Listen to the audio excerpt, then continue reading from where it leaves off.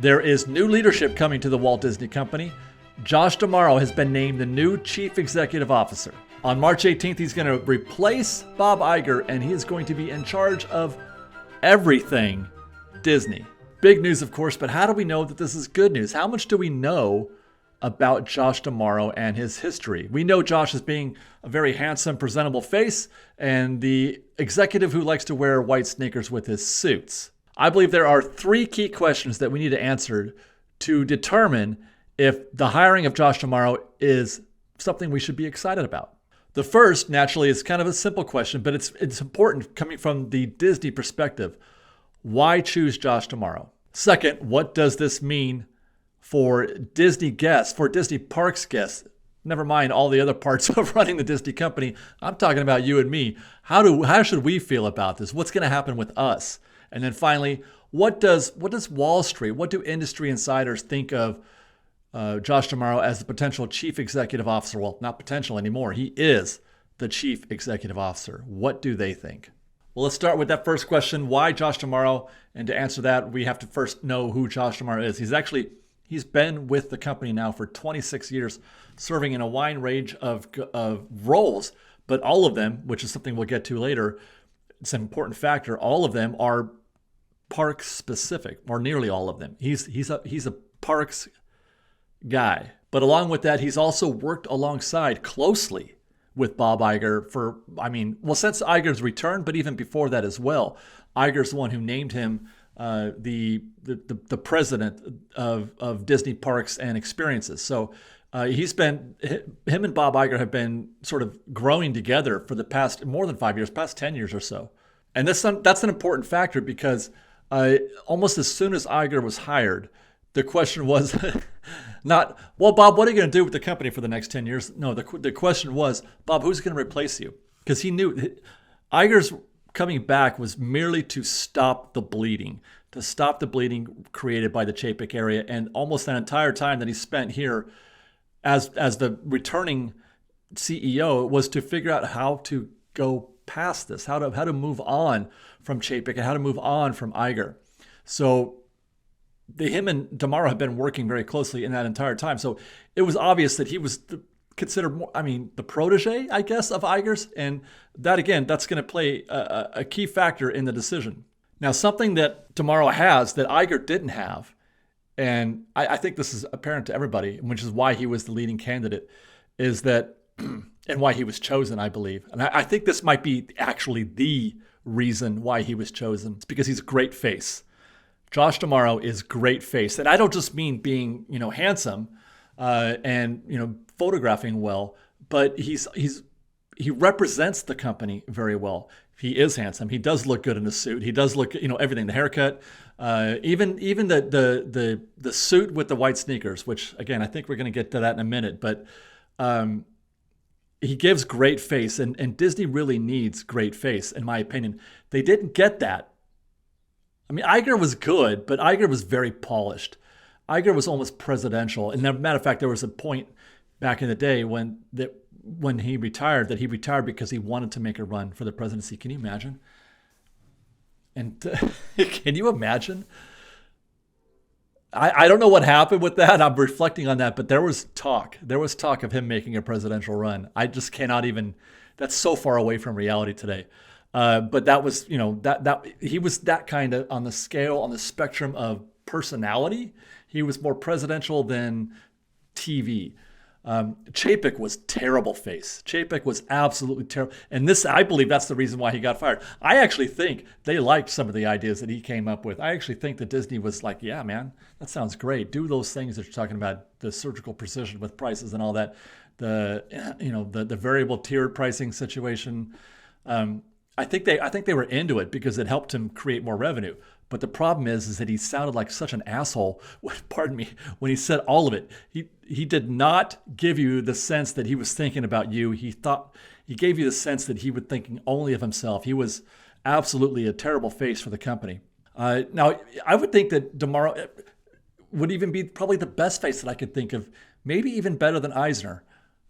Eisner was great face, though. He was really good. He was good in the camera. He projected a sense of enthusiasm and belief and optimism for the company, which was resonated greatly with guests and with fans of the company. How you feel about his decisions, his operational decisions, and what he brought to the company in terms of choices. That's another conversation. But there was a stretch there where Eisner could do no wrong. He was amazing. But above all that, he was great face in front of the camera.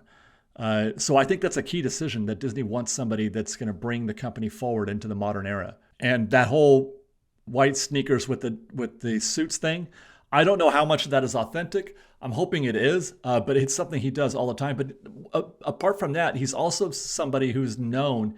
He's the only executive that I can think of that would walk the parks. Like even as president of Disney Park, or of all the parks and of all the experiences, he would still go to Disneyland and walk the parks. You could take a selfie with him. He's known as that. He's known as the president who will take a selfie with you. I'm sure if you asked Iger, he probably would. But he didn't. It didn't feel like he was seeking it out. Whereas DeMauro would just walk around in the parks in jeans and shoes and whatever, and just kind of take it in. So that's something that I think they want to bring, that kind of energy, that kind of personality into this modern area that is very, social media and digital and everything like that. He brings that quality to the number one job in the Disney company. And that's definitely on the front of their thought process. And in that way, you can see how it was quite a natural for this choice to be made, because what Disney's trying to do isn't just a corporate shift. Really, and it isn't really, because I feel like he's going to follow in Iger's footsteps in a lot of ways. It's not a corporate shift that they're going after. It's a cultural shift. It's a change in how we perceive the Disney company. And above all else, that's why I believe they chose Josh DeMauro over Dana Walden, who by her own rights is an amazing executive.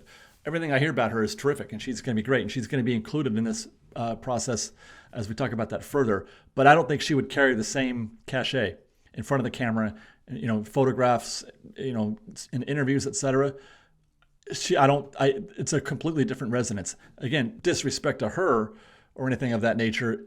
Josh is just better at it than she is. So that's the why they chose Josh DeMauro. Let's talk about what that means now to Disney Parks guests here, Florida, worldwide, irrespective of what his role is going to be with the rest of the company. And there's lots more to the Disney company than theme parks, obviously. And we can sort of answer that first by observing his history, which is, again, almost strictly speaking, parks. He was president of Disneyland between, February of 2018 and November of 2019. A small stretch, but that's not because they didn't want him to be the president, but he was showing so much upward mobility, showing so much talent and ability that they couldn't keep him. They couldn't contain him with just Disney Parks or just Disneyland. He quickly moved over to Walt Disney World, and then eventually he became, as we mentioned, president of Disney Parks Worldwide and of all Disney experiences. That includes things like, I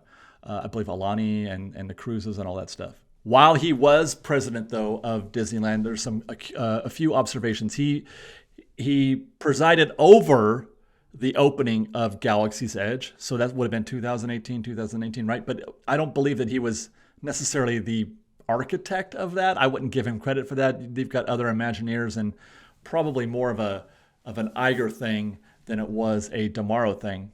I would say that you can give him credit for Project Stardust. Do you guys remember that? Project Stardust, that was the program that they were doing leading up to the opening of Galaxy's Edge, that in preparation to make the park more physically convenient for guests to attend. A lot of curb shortening. They lowered a lot of curbs, widened some streets, that kind of thing, to improve traffic and congestion, make the park ready for the perceived influx of new guests coming to Galaxy's Edge.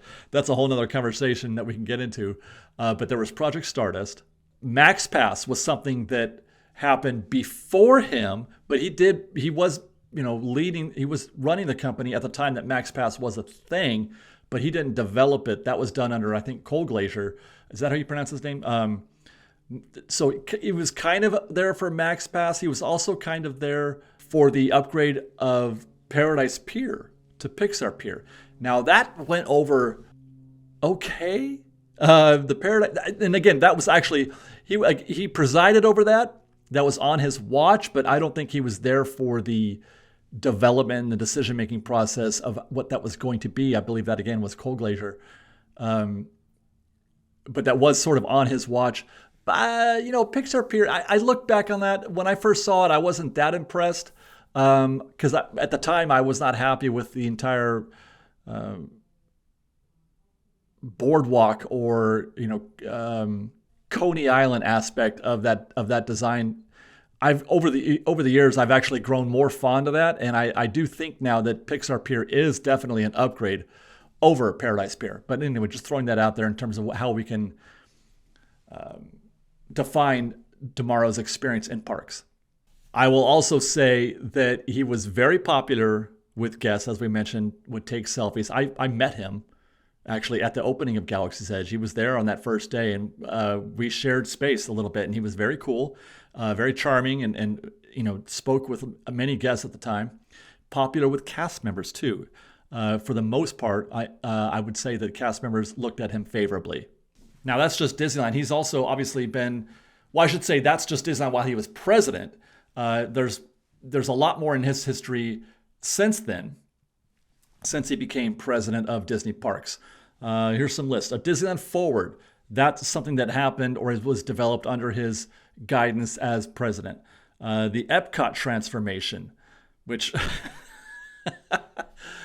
If you want to call Epcot what happened as transformation, because so little of it seemed to hit the actual park, I think that we're all a little bit iffy on whether or not that's considered a success.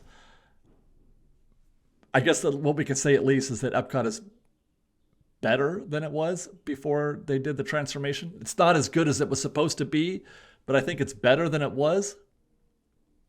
Runaway Railway, both at Hollywood Studios and Walt Disney World and here at Disneyland.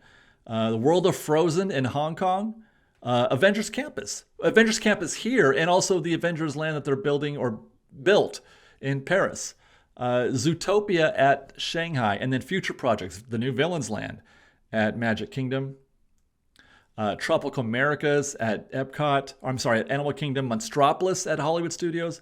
The Disney Cruise Line expansion. They quadrupled the number of their boats.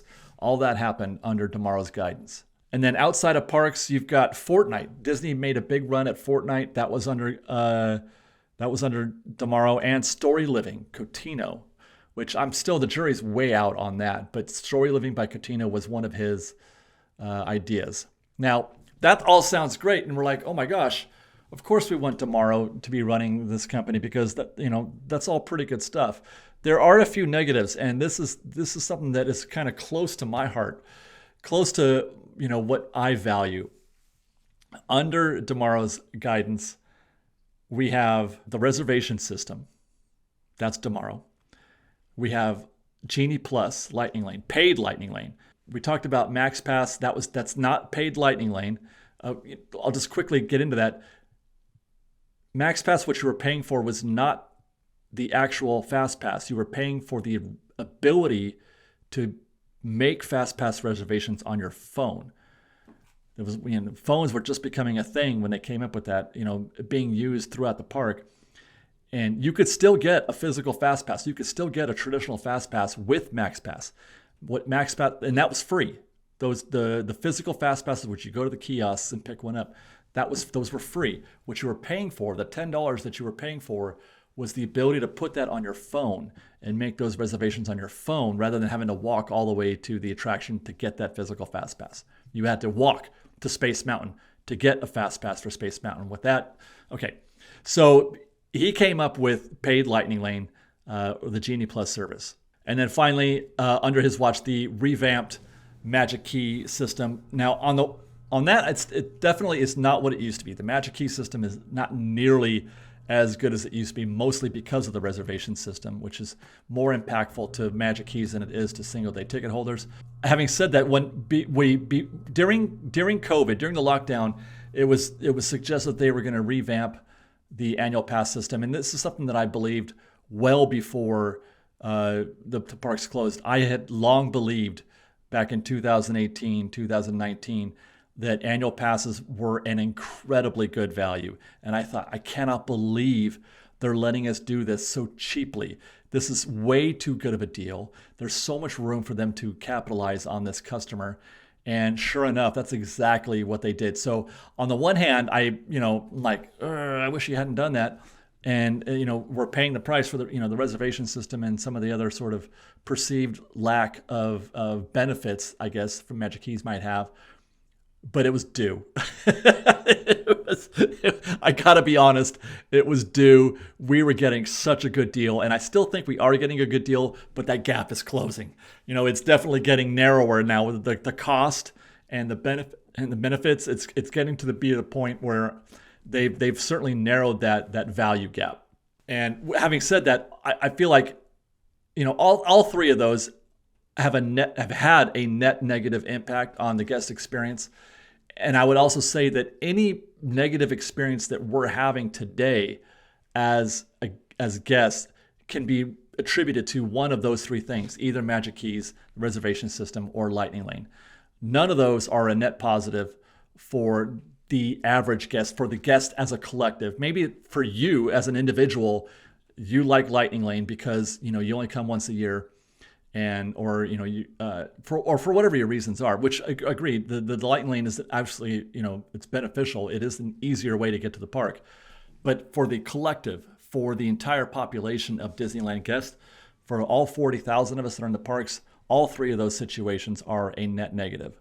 So that considered, before we decide whether or not we feel like this is something we should be excited about, given all that, there is still one more question that we need to answer, and that is, what do we think that Wall Street thinks? What do we think that industry insiders, what are their perceptions of this decision? And it's I know it's not important necessarily to you and me, but it's important to the overall success and health of the Disney company. Is this perceived? We can learn from this. We can be informed by what industry experts are saying and what Wall Street is thinking. Their reactions can help us determine if this is something that we should be excited about.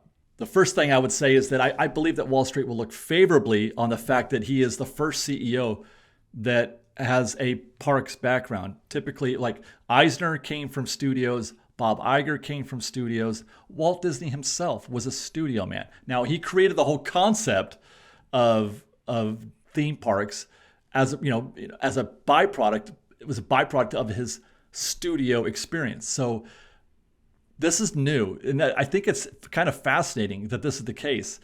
It's new it's fascinating because I think most would agree that while films make a lot of money, it's not what it used to be, and parks have become the financial backbone of the Disney company as a whole. That's something that is very consistent. You can rely on it. Film returns go up and down. We've seen, some really poor performances. They've lost a bunch of money on a bunch of movies, but they've also made a bunch of money on other movies. But parks is one of the most consistent, reliable revenue streams for the Disney company. So I feel like Wall Street is going to look favorably on his parks background. Now, having said that, they might look and say, well, okay, so he's parks, but that's only half the operation. What about movies? What about TV shows? What about streaming and all that? That's why they retain Dana Walden in such a high level. She's now going to be the chief creative officer. She's president. Mind you, Iger was president and CEO. Tomorrow is just CEO. He's no longer president. He's not president. Dana Walden is president of the Disney company and chief creative officer.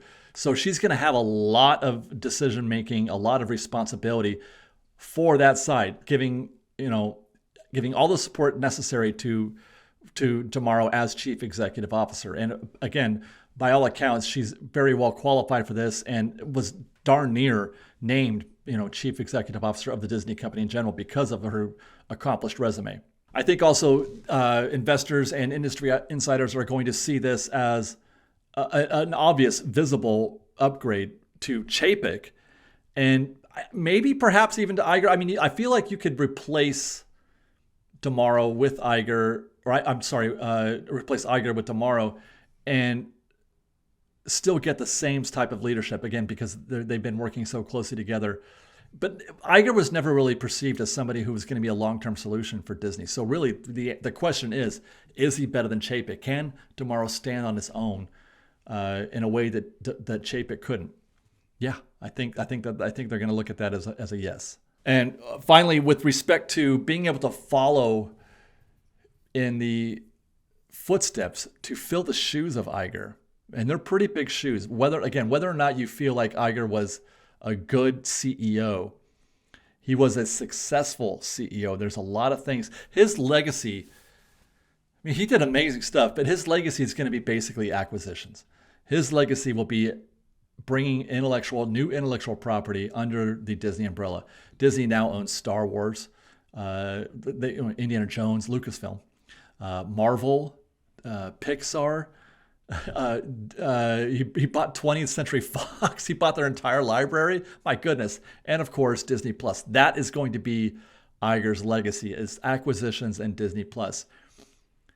Having said that, that's the exact reason why I don't think that Tomorrow's going to have to worry about following in his footsteps, because what's left to do?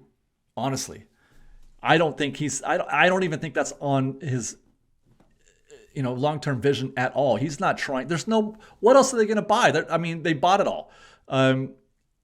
So I don't think that's going to be Tomorrow's vision, Tomorrow's focus. Hopefully, again, considering his background, it's going to be parks. And again, I really do think that's a good thing.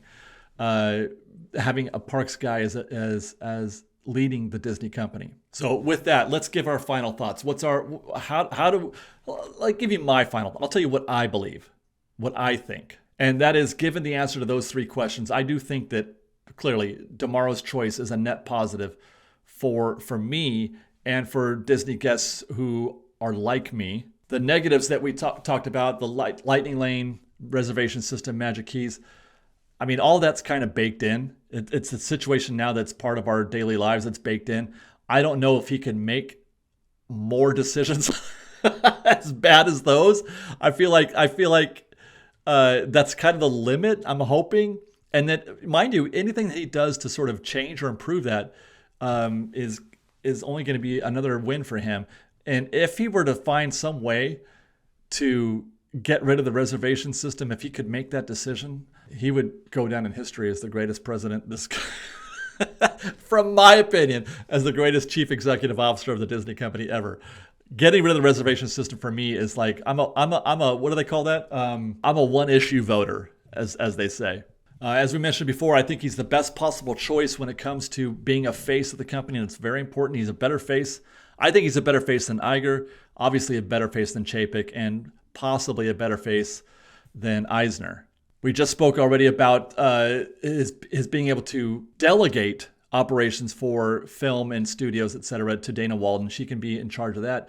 And on that note, I do think that something that was happening, and this doesn't get talked about a lot, something that was happening of late was, and this is in direct contrast to how Chapek ran things. Chapek's answer to the Imagineering was to fire them or to make them move to Florida as opposed to working here in Hollywood where talent lives. It was a terrible, terrible decision, and it was one that cost them a lot of really high quality Imagineering talent. Lots of people left, including the likes of Joe Rohde. Bruce Vaughan, saying his name, he's back. He's now leading Imagineering, and quietly they have been allowing Imagineering to sort of run their own ship. There's not a lot of oversight with Imagineering, and I don't think, and I should say I think that was something that Tomorrow was leading. I think he was the one pushing for that. Let the Imagineers do what they're good at, and I feel like there's a good chance with Tomorrow's leadership that can continue and perhaps even become more available, more obvious. Looking forward to Villain's Land and Toy Story over there at Magic Kingdom. Looking forward to Monstropolis at Hollywood Studios. Looking forward to Avatar and Disneyland Forward here.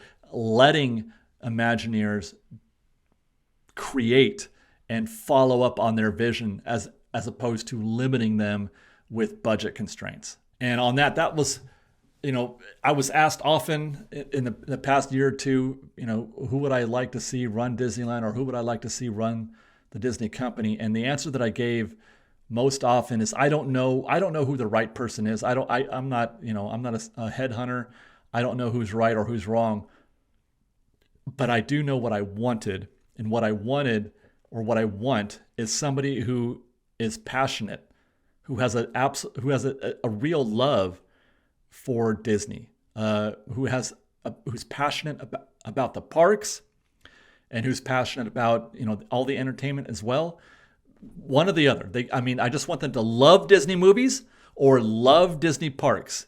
And I feel like Josh D'Amaro is the closest thing that we're going to get to that kind of person, because I do believe that he does love Disney parks, and that's going to help him make good decisions, I think, as a chief executive. Hopefully it'll inspire him to do something about I'm talking to you, Josh D'Amaro, please.